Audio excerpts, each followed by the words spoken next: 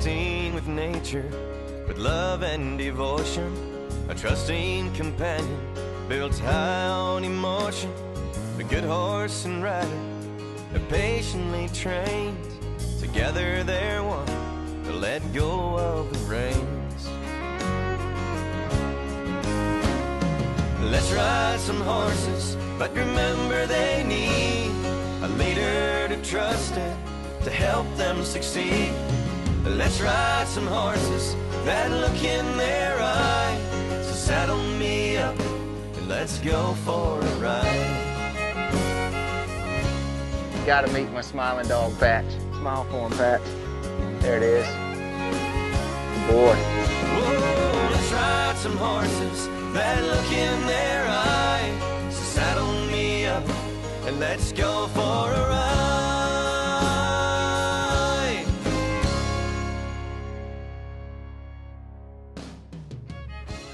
Hi, I'm Kerry Kuhn. I want to welcome you to our show today.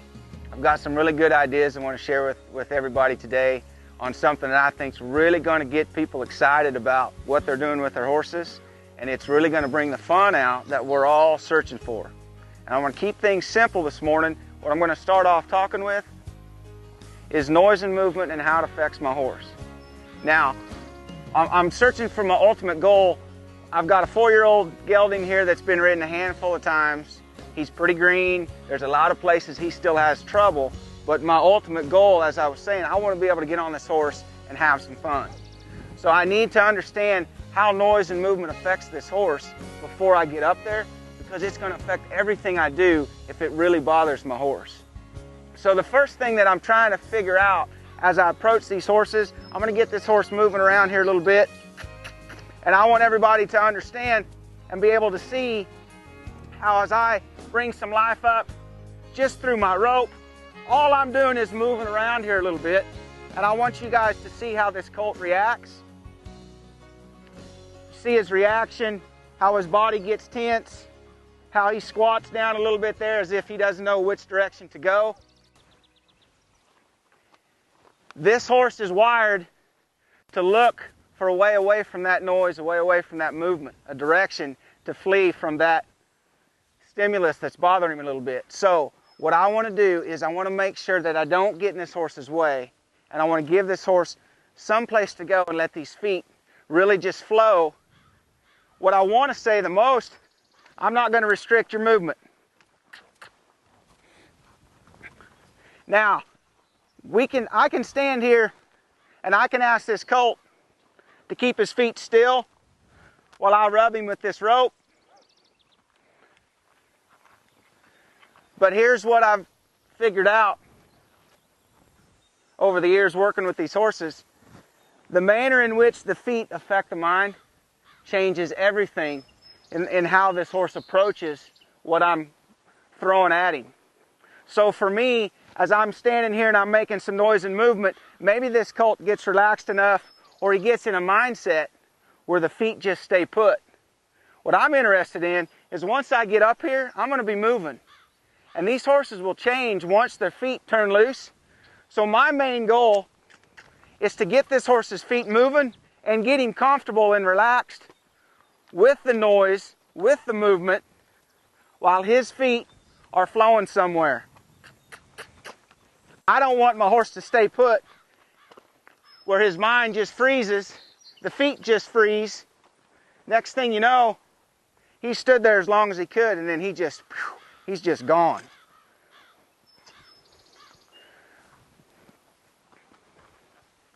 So I'm going to let him move here again. I'll give him a little bit more rope. You see how he wants to stand there now, but I'm going to encourage him to walk off. You see the reaction there? Now let's see if it changes once I get him moving.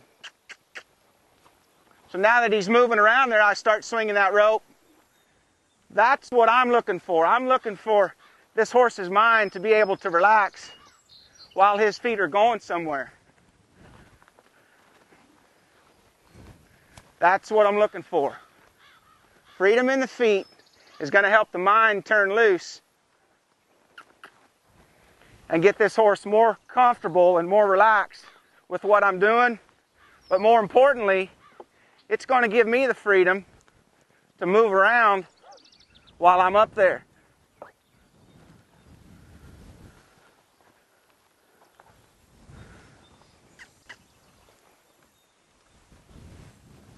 I've sat on a lot of colts over the years, and when I got up there, I felt like I had to hold my breath. I didn't feel like I had the freedom to move around.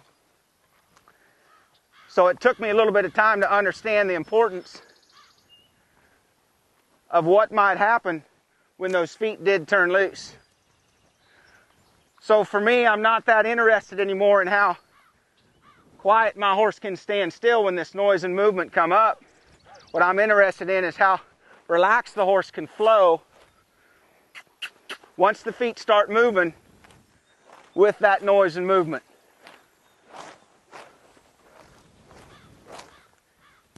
Now here on the JJ Ranch, we've got a lot of acres we can go outside and have some fun on. But my horse is going to have to be moving for me to do that. And that's what I'm looking for, is that movement that's going to be fluid, that's going to help me relax, that's going to let me take in some big deep breaths while I'm sitting up here. More importantly, it's even going to help my horse find a way to relax, take a big deep breath, and just flow around and not feel so reactive to everything that I'm throwing at him. See, we can get these horses stuck where their mind it's froze, the feet are froze, and they're like a statue. That horse's mind gets to turning, and it's almost like they're saying, oh my gosh, where do I go, where do I go? And then phew, they're just gone. I'm just trying to help these horses understand that the noise and the movement, the manner in which it affects you, I'm going to give you a place to go, let you just flow with that movement, and we'll both find a way to relax and breathe and maybe even whistle a little bit. Stay tuned, we'll be right back. Riding horses each day is a horse lover's dream.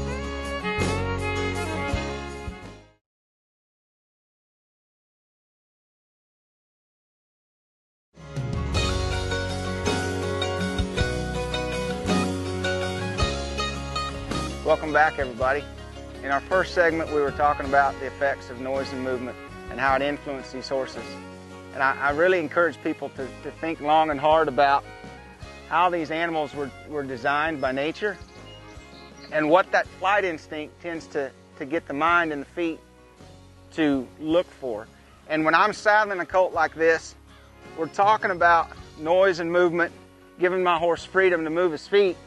And I want to carry that same approach through everything I do, even when I saddle. I don't like to saddle my colts tied up because I'm still going to find a way throughout this saddling process to allow my horse to move his feet if he feels like his mind can't stay put. The feet need to go somewhere. I'll direct where they go so I can continue my saddling process. But if I'm going to start my approach and try to build this horse's mind that I'm going to give him some direction and let these feet find that freedom we were talking about earlier, then what he's going to want to know is how consistent I am with that, and if I'm going to show him that in everything I do. And I really think it's important when you saddle these horses up just to have some slack in that lead rope, and the fact that it's not tied to the fence can be a big release for a lot of horses, a young colt like this especially, to help that mind relax. Maybe they don't get so claustrophobic and feel like they have to move. So that willingness we're trying to build in these horses is going to show up in the feet, just like it has right now in this colt. How quiet and relaxed he stood there while we put that saddle on.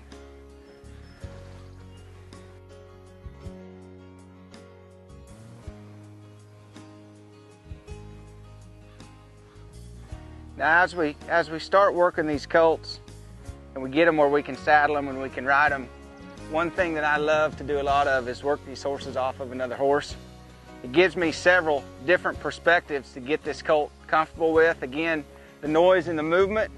The main thing now is he's going to get the opportunity to see this noise and movement from me off the back of this Palomino colt. So it's going to give him a little different angle of these objects that are coming to him. But this is going to be closer to what it's going to look like for me as a rider once I get up there. So again, I'm just trying to say, through this noise and movement, you're going to have the freedom to move your feet. I'm going to step in here close. I'm not really looking for a lot of specific direction here, as I'm just trying to get in here close in different places, make some noise with this rope. Maybe I'll take these chinks and make some noise. Now, I don't want to appear to be careless, but guys, I got to think about real life. There's times I'm going to be sitting up there and things are going to be flopping around, the wind's going to be blowing, and things are going to appear careless to my horse. So maybe a little bit of that careless look in my approach just can help get this mind a little more prepared for some of this movement and noise that's going to show up once I get up there. From this angle here, where I'm stepping into this colt's hip, I can take the opportunity to pick up on his nose a little bit, and you'll notice my hand here, I'm trying to lift it up close to the spot where I'm going to be if I'm sitting on this colt, so he can get the feel of that. Draw that nose back, step in here and push on this colt's hip a little bit. I'll take my nose and drag it up there on his flank a little bit. I'm just trying to find places, again, where this colt is a little bothered with the noise and the movement, with my feet down here. I'm trying to help him find a way to relax by letting the feet move, by giving him the freedom to flow around here and understand it's going to be a little easier to just relax and stand still after a while than to try to avoid all this noise and all this movement. So again, that willingness that we're trying to bring out in the horse, I'm going to bring it out in a manner that says to my horse, you can still be a horse. I'm not going to tell you have to stand still. We'll just switch sides here. Again, the noise and the movement from this perspective up off the ground, but also from side to side. He gets quiet and relaxed on one side. I need to come do the same thing over here just to make sure his left eye is as comfortable with that movement as his right eye. A lot of ropes in my hands, reins, lead rope, lariat rope. I'm just trying to stay out of the mess. I can fumble around here and just kind of flow. This colt that I'm on is pretty green. Again, it's just a matter of giving this colt a place to go with his feet, but help introducing him to a little bit of this movement and this noise that's going to be so apparent once I get on. Here's the thing, guys. You can go ride a 2-year-old down the trail, or you can go ride a 10-year-old horse down the trail. If you don't feel like you have the freedom to sit up there and breathe and relax, it's going to be really hard to build any confidence in where you're going and what you're going to be doing. So this willingness we're trying to bring out by introducing this horse to the noise and the movement, letting him react the way that horses do. They want to move their feet. I'm going to say, let's move it. But eventually that movement in that feet, that freedom I'm giving him in his feet, is going to bring the mind back to a spot where he starts to say, yeah, maybe I don't need to move so much because this is turning out to be a lot of work. So I'm going to use that idea of the horse to get him brought back more to the relaxed, willing place that I'm needing him to be. So when I do head out down the trail, I can relax, I can have some fun, and go enjoy my ride. Stay tuned. We'll be right back. Riding horses each day is a horse lover's dream.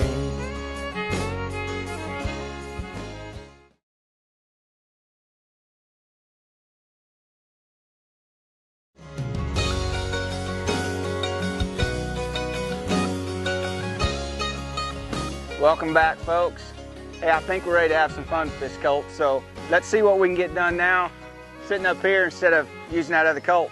I'm going to take all these objects with me. My goal is to get up here and just move around, make some noise, some movement, let this colt get comfortable with it. I'm going to leave that colt in here loose. Now you watch as this horse looks back at this stuff. You watch how I approach. Maybe I pick up on him right here. He's bothered by this flag in my hand. And as I bring that head back, You see how that shows up, that reaction, as that object's coming to his eye? Maybe I'll take that flag and I'll rub him the same way. So the idea is I want to show him he doesn't have to be scared of this stuff. But in his mind, when he gets scared of it, he says, I got to go somewhere. So I'm going to give him the freedom to go somewhere. I'll just put them chaps over my arm there. Nothing like taking a whole bunch of stuff with you to make a lot of noise and a lot of movement. So here, I feel like I can offer this colt a lot of opportunity to relax by leaving him alone and waiting for him to slow down right there.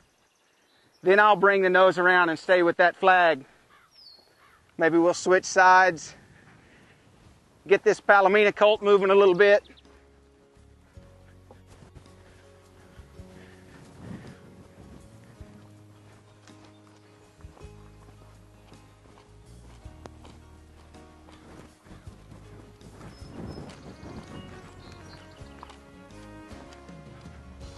Lose the flag.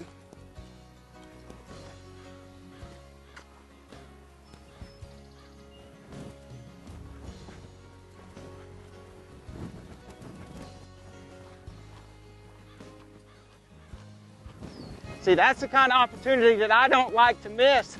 If I took that yellow colt out of this pen while I'm flowing around on this colt, there's a lot of times that the reaction this yellow horse gives me influences this colt that I'm on, and I don't want it to stay there.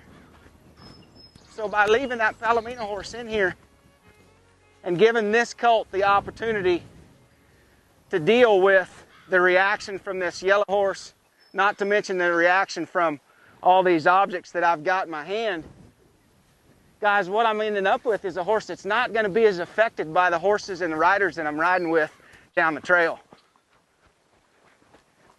And all I'm saying is I'm going to attack this, or I'm going to approach this the first week and try to get my horse in that willing spot or that willing frame of mind that's going to allow me to not have to deal with that any longer than necessary.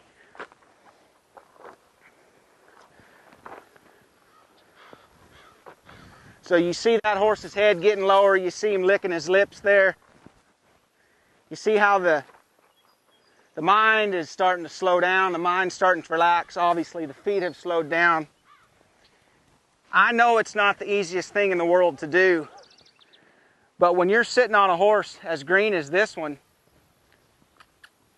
and you're trying to get them to relax, there's really nothing better you can offer them than what I'm trying to say to this colt, just by giving him some freedom to move these feet and to go somewhere. So now as I'm sitting up here and I'm just picking up on my lead rope, bending him around here a little bit, maybe pushing him off my inside leg, stepping that hip over.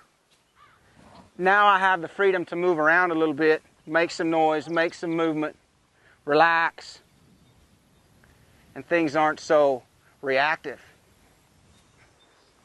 Good job, cowboy. So everybody that owns a horse and everybody that rides down the trail and has buddies they ride with, they all know what it's like to have a buddy sour horse, or a horse that's so reactive off the horses that they're riding with. And this yellow horse right here is really going to help Cowboy figure out that he doesn't have to pay so much attention to this other horse in here.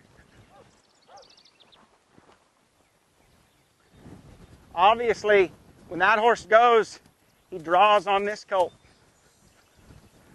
So by me letting this colt flow with him, if I play this game long enough, pretty soon this colt that I'm on is going to figure out how much work it is to keep up with that one. And then he's changed his mind. He said, I don't want to react when that one reacts. It's too much work. So all I'm trying to do, guys, is figure out how this horse's mind works, how it manipulates the feet, and what I can do to influence, to encourage, to motivate this horse to want to come back to me and follow my direction versus just be so reactive. Okay, and when I can take this approach and I can build this frame of mind in my horse, again, it doesn't mean he's going to be perfect.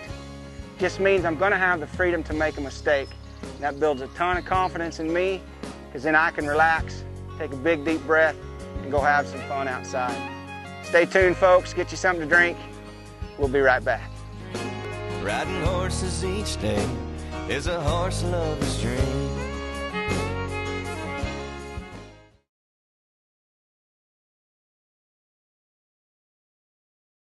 A real useful tip that can help center your saddle up a little bit. Most people on Western saddle don't ride with a full latigo on both sides. It bothers me when I'm riding down the trail with some other people and I watch them riding for 3 hours and that saddle's off center to the left and they ride all day long like that. If you've got a full latigo on both sides of your saddle, it's going to help center that saddle, because when you draw it down little by little from both sides, you're not torquing that saddle off to one side. Plus, if I've got a horse that doesn't have much withers, my saddle doesn't fit really good and it tends to roll a little bit. By cinching that saddle down from both sides, it'll just help keep it centered on that horse's back while you're riding that day.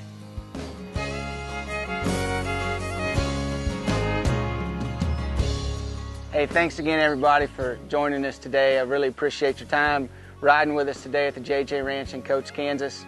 You know, we've had a lot of fun with this colt today. We started out in our first segment talking about noise and movement and how the horse reacts to that, how we should respond to the horse in that reaction.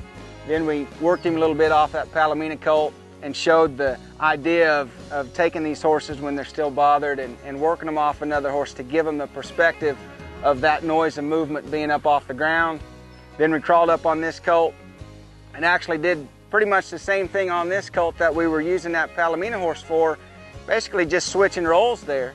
Okay, I still had the idea that I was trying to help and teach this colt that I'm on, but by switching roles with that Palomino horse, it just gives this horse kind of a job or some responsibility. That mind can get focused on what we're doing and maybe not worry so much about some of the stuff that's going on up here. So I think it really illustrates how beneficial it can be to get these horses to relax and find a little different comfort zone there. Hey, on next week's show, let's have some fun. Let's get out of this round pen. I can only go in so many circles in here and I get bored, my horse gets bored. So let's open this gate. Let's go have some fun on this ranch, up and down these trails, see what we can show this colt and see how things can just flow for us, and we'll both just go have some fun and enjoy what's out here. I'm Kerry Kuhn. Join us next week and let's ride. Whoa, let's ride some horses, but remember they need a leader to trust and to help them succeed. Oh, let's ride some horses, that look in their eye. So saddle me up and let's go for a ride.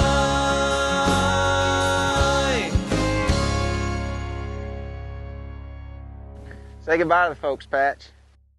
Good boy.